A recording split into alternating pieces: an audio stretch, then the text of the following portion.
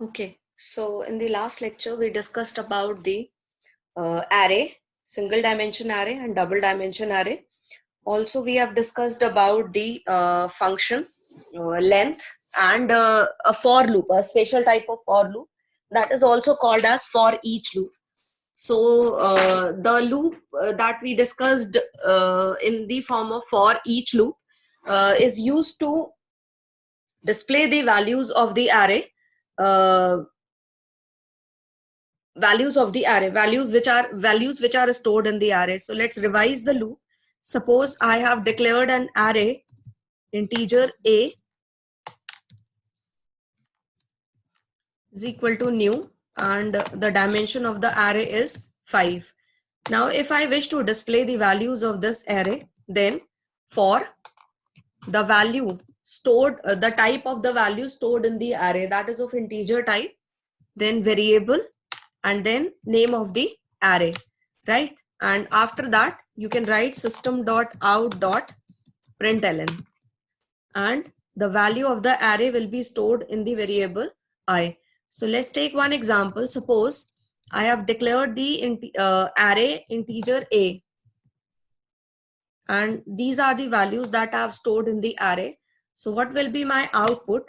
One by one, all the values of a which is stored inside the a will be fetched by the variable I, and because the value which are stored in the array is integer type, so that is why the return type of the value is integer and will be displayed by system.out.println. So what will be the output? 1, 2, 4, 5 and 6. So it is a special kind of for loop that is also called as for each loop.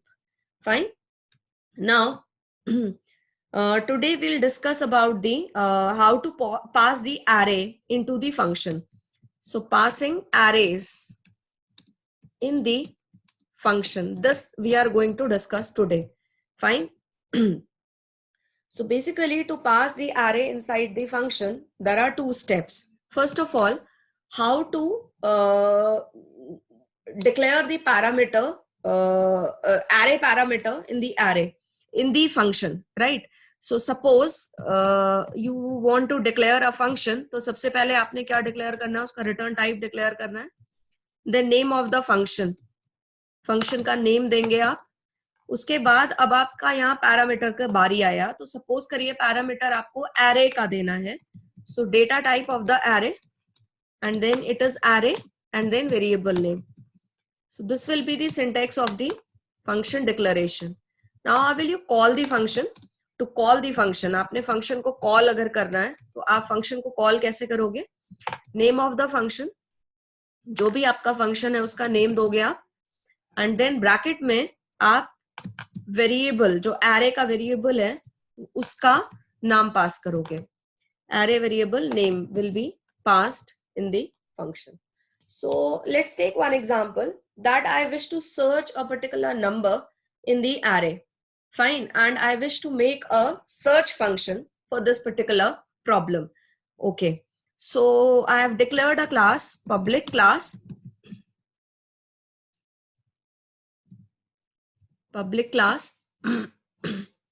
and say इसका नाम रख लेते हैं search, से number. Okay. Then इसमें अगर number मिलता है तो आपने मैसेज डिस्प्ले करना है कि number is found in the array, और अगर नंबर नहीं मिलता है तो आपने डिस्प्ले करना है कि number is not found in the array. और हम सिंपल सीक्वेंशियल सर्च अप्लाई करेंगे. Now what does it mean कि एक एरे लेंगे हम जिसमें हम कुछ नंबर्स डालेंगे और हम यूजर से पूछेंगे कि आपको कौन सा नंबर सर्च करना है, और फिर जो भी नंबर यूजर इनपुट करेगा उसको एरे के हर एक एलिमेंट से कंपेयर कराएंगे. अगर कहीं पर वो नंबर मैच कर जाता है तो आपने रिटर्न कर देना है कि number is there in the array, found in the array, otherwise it is not found in the array. One more thing, we are assuming that all the numbers stored in the array are unique. ये हम assumption लेकर के चल रहे हैं. तो अब हमने यहाँ पर क्या किया, इंटीजर टाइप आपका फंक्शन रिटर्न करेगा. फंक्शन का नाम हमने सपोज SER रख दिया, और फंक्शन के अंदर हम पास क्या करेंगे, एक एरे पास करेंगे, और हम पास करेंगे नंबर जिसको ढूंढना है. फिर से मैं रिपीट कर रही हूँ, सर्च का फंक्शन बना रहे हैं, एक नंबर यूजर से इनपुट करवाएंगे और उस नंबर को हम एरे में ढूंढेंगे कि वो नंबर एरे में प्रेजेंट है या प्रेजेंट नहीं है। अगर प्रेजेंट है तो हम रिटर्न करेंगे फाउंड, अगर प्रेजेंट नहीं है तो हम रिटर्न करेंगे नॉट फाउंड। ठीक है, तो ये बना लिया हमने। अब हमने क्या करना है, नंबर हमारा n है और जो एरे हमारी a है, तो n को हमें एरे में ढूंढना है। ठीक है, तो सबसे पहले हम क्या करते हैं, नंबर जो एरे है उसमें नंबर ऑफ एलिमेंट्स कितने हैं ये हमें कैसे पता चलेगा, लेंथ से पता चलेगा। तो लेंथ का हमने फंक्शन स्टडी करा था कि लेंथ का जो फंक्शन है वो था लेंथ। ठीक है, a dot length, array dot length अगर हम देते हैं तो हमें ये पता चल जाएगा कि एरे में हमारे पास कितने नंबर्स हैं। तो हमने यहाँ पर क्या करा, एरे ऑब्वियसली 0 से शुरू हुई है, एरे कहाँ तक गई है, लेंथ तक गई है, एरे लेंथ तक गई है एंड i प्लस प्लस, ये हो गई हमारी एरे। अब हमने क्या करना है, जो नंबर है उसको एरे में ढूंढना है। तो अगर n is equal to a of i है, इसका मतलब जो नंबर है वो एरे के एलिमेंट से मैच कर गया, तो इसका मतलब आपका जो नंबर है वो मिल गया। तो हम यहाँ पर क्या कर देंगे, रिटर्न 1 करेंगे। ठीक है, और रिटर्न 1 करने के बाद यहाँ पर इस लूप को हमने बंद कर दिया ना। तो प्रॉब्लम इज दैट नंबर मिल गया तो आपने रिटर्न 1 किया, लेकिन अगर नंबर नहीं मिला तो आपको ये भी रिटर्न करना है कि नंबर नॉट फाउंड। तो फॉर दैट, कि रीजन इज दैट, सपोज करो अगर हम ये मान के चलें कि हमारी जो एरे है, हम ये अज्यूम करके चल रहे हैं हमारी एरे है, सपोज करो ये है, और हम जिसको सर्च कर रहे हैं दैट नंबर इज सपोज से 6। तो when 6 is matched with 2, then it should go for next number 4, then it should go for next number 5, then it should go for 6, and 6 is found, so it should return value 1. But if my number is 8, so which means 6 को भी increment करेगा, 7 पे जाएगा। अब number नहीं मिला और पूरी एरे खत्म हो गई है, तो एक्चुअली इसको क्या रिटर्न करना चाहिए, इसको रिटर्न करना चाहिए 0, और 0 का हम अजम्पशन लेके चल रहे हैं कि मतलब नंबर जो है वो एरे में नहीं मिला है। ठीक है, तो अभी हम क्या करें, हमको ये देखना है कि अगर एरे खत्म हो चुकी है और आपका जो वैल्यू है वो रिटर्न होकर के 1 नहीं आया है, मतलब आपकी कंडीशन सेटिस्फाई नहीं हुई है कि नंबर जो है वो नहीं मिला है, तो आपका जो रिटर्न वैल्यू है वो 0 जानी चाहिए। और फिर हम 0 को कंपेयर करके देख लेंगे कि अगर वैल्यू 1 आई है फंक्शन से रिटर्न होके तो नंबर मिल गया, और अगर नहीं आई है तो मतलब नंबर नहीं मिला। तो लेट्स डिफाइन अ कंडीशन। ये लूप से आप बाहर आओगे, कब बाहर आओगे, जब आपको नंबर नहीं मिला, क्योंकि अगर आपको नंबर मिला तो आप रिटर्न कर जाओगे, और रिटर्न का मतलब मैंने क्या बताया था, return to the main function, तो आप रिटर्न कर जाओगे। लेकिन अगर आपको नंबर नहीं मिला है तो इसका मतलब आपका जो आई है ये कहां पर पहुंच चुका है, this should be equals to a dot length पहुंच चुका होगा। ये एक बार ट्राई करके देख लेते हैं, otherwise we'll apply another logic. अगर ये ऐसा हो चुका है रिटर्न, और यहां पर हम क्या कर देंगे, 0 रिटर्न कर देंगे, and let's close this function. Fine, now main function define करके देखते हैं, public static void main. Okay, value input करवाने की बजाय अभी फिलहाल हम डिक्लेयर कर लेते हैं a is equal to, suppose हमने ये वैल्यू डाली है, दीज आर दी वैल्यूज। अच्छा, n ले लेते हैं जिसको हमें ढूंढना है, अज्यूम कर लेते हैं कि चलिए 6 है n हमारा। ओके, नाउ फंक्शन को कॉल करना है, तो क्लास का ऑब्जेक्ट बनाएंगे is equal to new search underscore number, s1 dot, function का नाम है ser, और ब्रैकेट में हमने क्या पास करनी है, एरे पास करनी है। सीधा सिंटैक्स, फंक्शन को कॉल कैसे करना है, फंक्शन का नाम और एरे का वेरिएबल नेम पास करना है। अब फंक्शन रिटर्न करेगा वैल्यू, तो r में हमने वैल्यू को रिटर्न करा लिया। अब हम अज्यूम करके चल रहे हैं अगर r में वैल्यू 1 आई है तो इसका मतलब हमारा जो नंबर है वो मिल गया है हमें। System dot out dot println, जो नंबर है वो फाउंड है, नंबर मिल गया एरे में। और अदरवाइज हमारा जो नंबर है, अगर इसका मतलब 1 के सिवा हमारा क्या रिटर्न होकर के आ रहा है, 0 रिटर्न होकर के आ रहा है, तो इसका मतलब जो नंबर है वो हमें नहीं मिला। फाइन, तो ये हमारा आर पे कंडीशन लग गई। मेन को बंद करते हैं, क्लास को बंद करते हैं। So let's try this program, let's try to run this program. Okay, तो प्रोग्राम का नाम रखना पड़ेगा हमें search number Java, search underscore number dot Java, हमने ये रख दिया प्रोग्राम का नाम। Now let's execute this programme.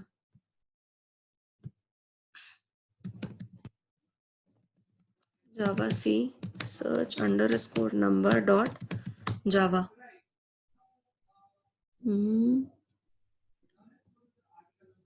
search number cannot be applied to the given types। अच्छा, ओके, मैं एरर आपको दिखा देती हूँ। एरर क्या है कि आपने जो फंक्शन था उसके अंदर 2 पैरामीटर पास करने थे, नंबर जिसे सर्च करना है और एरे जिसमें नंबर को सर्च करना है। सो एन भी यहाँ पर हमें पास करना पड़ेगा। So let's try to execute the program. Okay, missing return statement, bracket missing है, तो ओके फॉर बंद हो गया, return 0।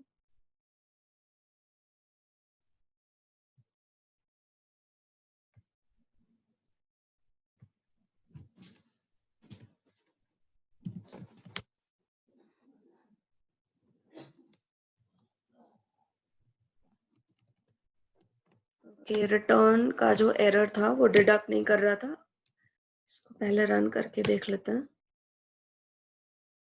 Fine, Java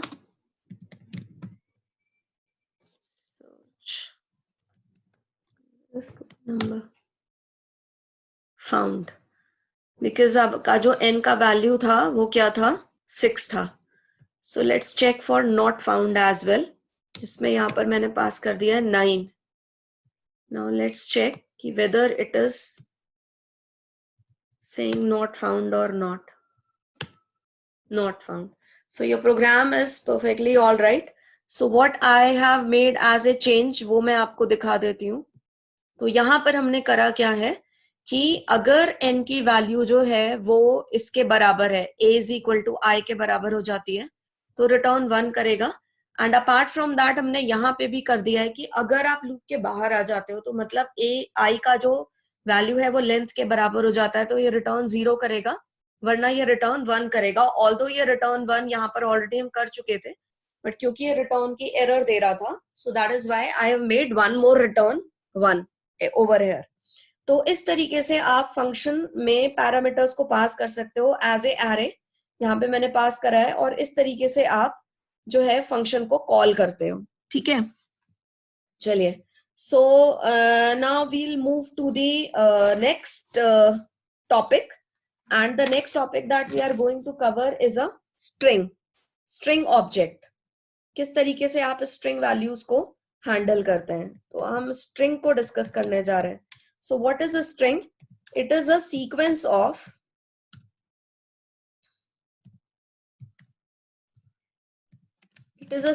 of characters।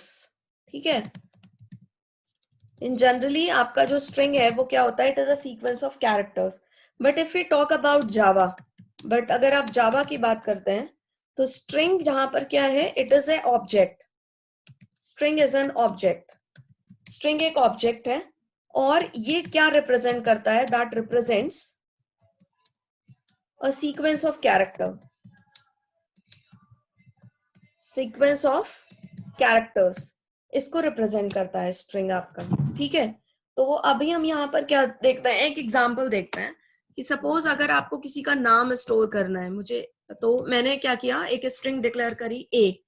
Now we can store the name inside the string. तो सपोज करो मैंने यहाँ पर a में वैल्यू स्टोर कर दी, a इज एन ऑब्जेक्ट, और a के अंदर मैंने वैल्यू क्या स्टोर कर दी है, गरिमा स्टोर कर दिया है। ठीक है, तो जब आप a को डिस्प्ले कराओगे तो it will display sequence of characters that you have stored inside the string.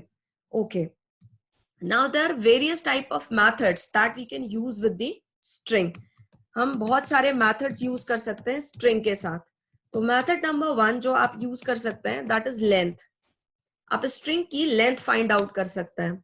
और आपने ध्यान रखना है, अगर आप एरे के साथ लेंथ फंक्शन बना रहे हो, लगाते हो, जो अभी हमने पिछली बारी पढ़ा था, तो लेंथ में फंक्शन ब्रैकेट्स नहीं है उस वाले लेंथ में। और जब आप स्ट्रिंग के साथ लेंथ निकालते हो, स्ट्रिंग की लेंथ फाइंड आउट करने की कोशिश करते हो, then you have to apply the function brackets. इस वाले कंफ्यूजन को पहले क्लियर कर लेते हैं। सपोज करो आपने एक स्ट्रिंग डिक्लेयर करी है, ये आपने एक स्ट्रिंग डिक्लेयर करी है इंटीजर की, और अगर मुझे इसमें ये पता करना है कि इसकी लेंथ क्या है, then I will use this a dot length. a dot length मुझे क्या रिटर्न करके देगा, जितने भी मैंने नंबर इसमें स्टोर करे होंगे that will be returned by a dot length. Array का नंबर ऑफ एलिमेंट्स बताएगा। लेकिन अगर मैंने यहाँ पर स्ट्रिंग सेव करी हुई है, स्ट्रिंग एक ऑब्जेक्ट डिक्लेयर करा है, उसके अंदर मैंने कोई वैल्यू सेव करी हुई है, and if I right this, then it will return me what? गरिमा कितने कैरेक्टर हैं? 6 कैरेक्टर हैं, तो it will return me 6 characters. Number of characters stored inside the string. तो आपने ध्यान रखना है इन दोनों लेंथ फंक्शन में डिफरेंस है। ये एरे के नंबर ऑफ एलिमेंट्स बता रहा है, ये स्ट्रिंग में नंबर ऑफ कैरेक्टर्स बता रहा है। दूसरा डिफरेंस क्या है, यहाँ पर आप फंक्शन पैरेंथेसिस लगाते हो, यहाँ फंक्शन पैरेंथेसिस नहीं लगा रहे हो। ठीक है, तो ये क्या बताएगा आपको? Number of characters in the string. Okay, एक और चीज आपको ध्यान रखनी है कि जब आप स्ट्रिंग की बात करते हो, मैं ये हटा रही हूं फिलहाल, जब आप स्ट्रिंग की बात करते हो तो जो स्ट्रिंग है it is a immutable object. Now what is the meaning of immutable object? अगर किसी पर्टिकुलर ऑब्जेक्ट में कोई वैल्यू आपने डाल दी है, और अगर आप ये चाहते हो कि उसकी वैल्यू को आप किसी फंक्शन के थ्रू चेंज करो, so the original value can not be changed. आपको क्या करना पड़ेगा, जो चेंज वैल्यू है वो किसी नए ऑब्जेक्ट के अंदर स्टोर करनी पड़ेगी। तो आगे हम देखेंगे इसको कैसे करते हैं। तो इसका एग्जांपल देख लेते हैं। String a is equal to, हमने यहाँ पर स्टोर करा dit। अब अगर मैं लिख रही हूं a डॉट लेंथ, तो मेरे को क्या रिटर्न करके देगा? 3 रिटर्न करके देगा, not function number 2। Function number 2 है हमारे पास कैर एट, और इसके अंदर आप क्या डालते हो? Index number. तो बेसिकली अगर आप किसी पर्टिकुलर कैरेक्टर का पोजीशन जानना चाहते हो, then you can use char eight.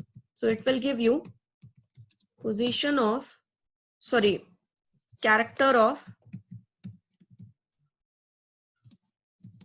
stored at index. So let's take an example कि आपके पास स्ट्रिंग है a जिसकी वैल्यू आपने स्टोर करी हुई है dit। मैं इसमें फंक्शन लगा रही हूँ कैर एट, और मैं पोजीशन दे रही हूँ 1। अब रिमेंबर दैट जो स्ट्रिंग भी है वो एरे की तरीके से वर्क करेगी। इसका मतलब अगर मैं यहाँ पोजीशंस निकालूं तो आपका जो a0 है इस पर स्टोर है d, a1 पर स्टोर है i, और a2 पर स्टोर है t। तो अगर मैं कैरेक्टर एट नंबर पोजीशन 1 निकालने की कोशिश कर रही हूं तो मुझे आउटपुट क्या मिलना चाहिए? i। ठीक है, चलिए method number 3। And one more thing, I am only briefing you most commonly used method. Apart from that, अगर आप लिटरेचर पढ़ोगे, अगर आप डॉक्यूमेंट्स पढ़ोगे जावा के, तो आपको इसके सिवा भी बहुत सारे फंक्शंस मिलेंगे। ठीक है, then next function is concat. Concat में आपने यहाँ पर स्ट्रिंग 2 देना है जिसको कॉनकैट करना है, और किस में करना है? स्ट्रिंग 1 में कॉनकैट कर रहे हैं आप। ठीक है, तो ये आपका कॉनकैट फंक्शन है। ओके, अब यहां से आपको इम्यूटेबल वाला कैरेक्टर पता चल जाएगा। चलिए देखते हैं। यहाँ पर मैंने एक स्ट्रिंग डिक्लेयर करी s1 जिसकी वैल्यू मैंने रखी हुई है abc। अब मैं एक स्ट्रिंग डाल रही हूँ s2 जिसकी वैल्यू मैं रख रही हूँ xyz।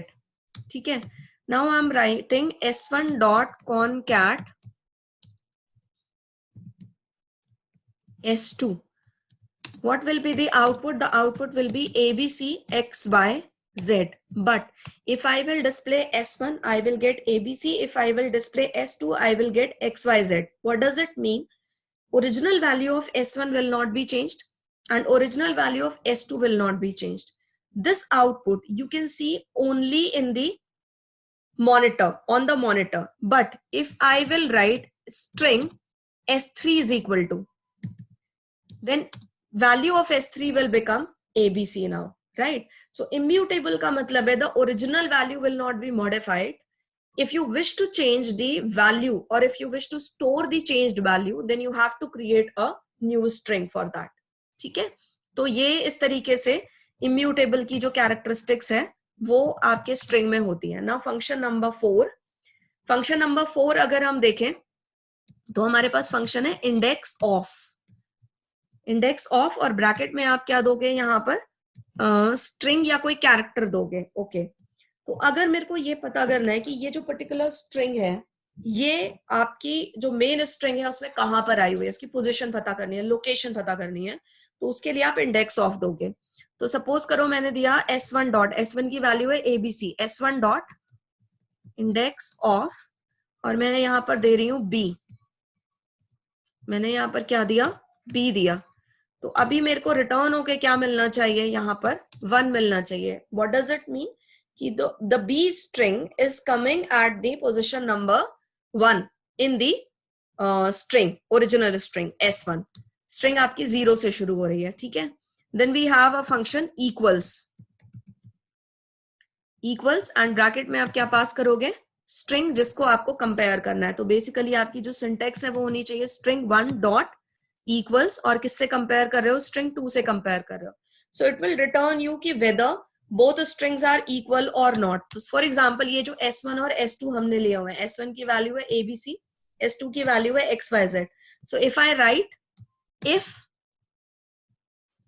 s1 dot equals s2, ठीक है, ये ट्रू होगा कब, जब s1 और s2 दोनों बराबर होंगे, और ये फॉल्स होगा जब s1 और s2 दोनों बराबर नहीं होंगे. अब इसमें एक चीज है, अगर आपने केवल इक्वल लगाया एंड सपोज करिए मैंने इसे केस सेंसिटिव कर दिया, विच मीन्स s1 के अंदर स्मॉल abc है और s2 के अंदर कैपिटल abc है, तो भी ये फॉल्स रिटर्न करेगा. तो अगर आपको केसेस को इग्नोर करना है तो इसके लिए आप फंक्शन यूज करोगे इक्वल्स की बजाय इग्नोर केस. तो अभी क्या होगा, ये ट्रू रिटर्न करेगा क्योंकि s1 में abc है स्मॉल में और s2 में abc कैपिटल में. तो ये क्या करेगा, दोनों का केस इग्नोर कर देगा और दोनों को कंपेयर करके आपको रिटर्न क्या करेगा, ट्रू रिटर्न करेगा. ठीक है, तो इक्वल में 2 वर्जन हो गए. अगर आप केवल इक्वल लिखते हो, इक्वल्स लिखते हो, तो ये केस को इग्नोर नहीं करेगा. लेकिन अगर आप इक्वल्स इग्नोर केस लिखते हो तो ये केस को इग्नोर कर देगा. जो केस सेंसिटिविटी है, प्रॉपर्टी है, उसको ये इग्नोर कर देगा. Now most important function compare to. This is the function string 2 and string 1. ये फंक्शन आपकी 3 वैल्यूज रिटर्न करता है, 0, less than 0 and greater than 0. Okay, अगर ये फंक्शन 0 रिटर्न कर रहा है इसका मतलब बोथ स्ट्रिंग्स आर इक्वल. अगर ये फंक्शन आपका लेस देन 0 रिटर्न कर रहा है इसका मतलब, लेस देन 0 का मतलब यहाँ पे क्या हुआ, पहले ये समझ लेते हैं. एक्चुअली ये फंक्शन करता क्या है कि आपकी जो पहली स्ट्रिंग है, इक्वेशन बनाता है स्ट्रिंग 1 माइनस स्ट्रिंग 2. ठीक है, तो अगर आपकी जो पहली स्ट्रिंग है उसका जो न्यूमेरिकल वैल्यू है वो छोटा आया और दूसरी स्ट्रिंग का न्यूमेरिकल वैल्यू बड़ा आया, तो ऑब्वियसली ये क्या रिटर्न करेगा, माइनस में कोई वैल्यू रिटर्न करेगा. तो इसका मतलब आपकी जो वैल्यू है वो लेस देन 0 आएगी. तो what does it mean, string 1 is less then string 2, क्योंकि स्ट्रिंग 1 की न्यूमेरिकल वैल्यू छोटी आई है और स्ट्रिंग 2 की न्यूमेरिकल वैल्यू बड़ी आई है. अब इसका रिवर्स, अगर 0 से बड़ा आता है डिफरेंस, तो इसका मतलब string 1 is greater than string 2, ये रिटर्न करेगा ये. ठीक है, तो ये हो गया compare to function. Okay, now next function is to lower case.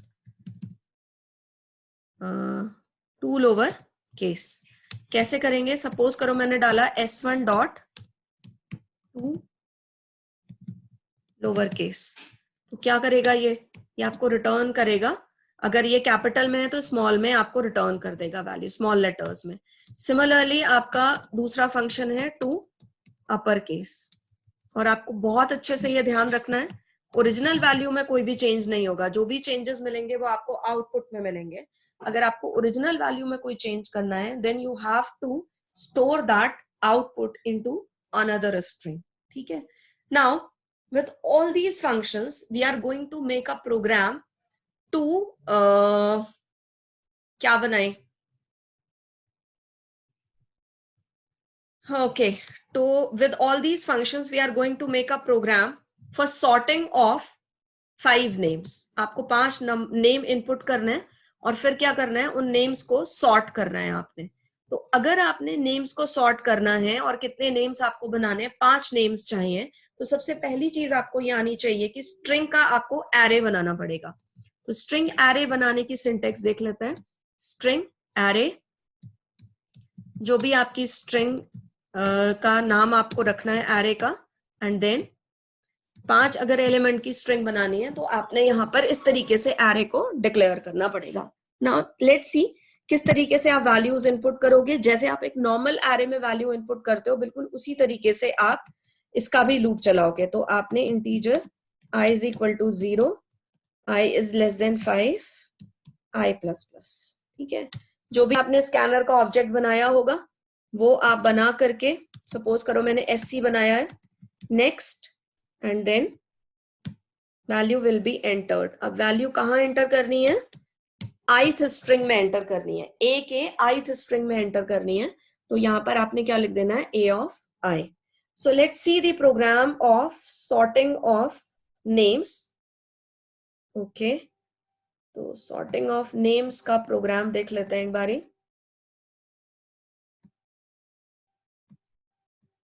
Okay, now what I have done in this program, सबसे पहले ये देखते हैं, यहाँ से शुरू करते हैं। So I have created a main function. Inside main function I have created a scanner object, and after that I have given a message enter 5 names। Okay, उसके बाद आपने 5 नाम के लेंथ की एक स्ट्रिंग एरे बना दी है, यहाँ पे बनाई है हमने। उसके बाद आपने क्या करा हुआ है, sc.next यूज करके, अभी मैंने आपको बताया था कि कैसे इनपुट लेना है स्ट्रिंग का एरे में। तो यहाँ पर ये लूप चलाया है और 5 वैल्यूज आपने क्या करी है, स्कैन करवा ली है, ठीक है। उसके बाद अब आपने क्या करना है, यहाँ पर मैंने डिस्प्ले करवा करके देख लिया कि जो वैल्यू मैंने इनपुट करवाई है वो आई भी है या नहीं आई है। तो लूप को समझ लीजिए, मैंने फॉर ईच का लूप चलाया है। तो आपका जो स्ट्रिंग के अंदर जो एरे के अंदर वैल्यू है वो किस टाइप की है, स्ट्रिंग टाइप की है। So that is why the loop type is a string.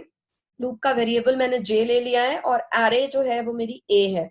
जे में एरे की एक एक करके वैल्यू आ जाएगी। जैसे आपने 5 नाम इनपुट करें तो ये 5 नेम आपको डिस्प्ले करा देगा, ठीक है।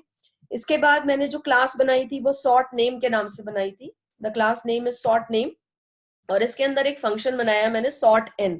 तो यहाँ पर मैंने सॉर्ट एन फंक्शन को कॉल किया हुआ है और इसके अंदर एरे को पास किया हुआ है। ऑलरेडी हम एरे को फंक्शन में कैसे पास करते हैं, तो वो मैंने यहाँ पर पास की हुई है एरे, ठीक है। इसके बाद अब हम क्या कर रहे हैं, यहाँ पर जो एरे आपने पास करी हुई है उस एरे को यहाँ पर फंक्शन के अंदर पास करने के बाद यहाँ पर एक रिटर्न वैल्यू आ रही है फंक्शन से A1। A1 एरे में आकर के वो रिटर्न वैल्यू स्टोर हो रही है।